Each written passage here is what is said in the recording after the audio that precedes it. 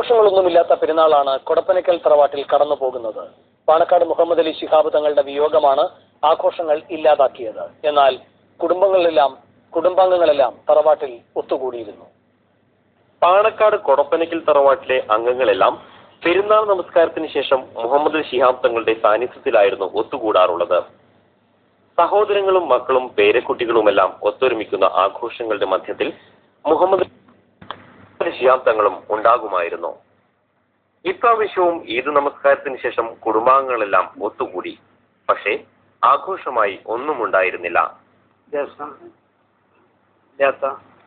ഒരു പെരുന്നാൾ ആഘോഷമാണ്.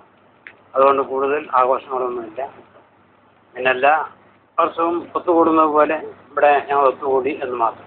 കുടുംബാംഗങ്ങൾക്ക് പുറമെ മുസ്ലിം ലീഗ് സംസ്ഥാന ജനറൽ സെക്രട്ടറി പി.കെ. കുഞ്ഞാലിക്കുട്ടിയും എത്തിയിരുന്നു. തങ്ങളെ സ്നേഹിക്കുന്നവരും ആരാധിക്കുന്നവരുമായ ഏറെ പേർ തറവാട്ടിലെത്തിയിരുന്നു. എല്ലാവരും സ്ഥിരമായിട്ട് വരുന്ന ആളുകളൊക്കെ രാവിലെ പോയി ലഘുഭക്ഷണങ്ങളായ കാവയും കാരക്കയും പാൽവാഴക്കയും കഴിച്ചാണ് എല്ലാവരും പിരിഞ്ഞത്. എസ്. മഹേഷ് കുമാർ, മനോരമ ന്യൂസ്.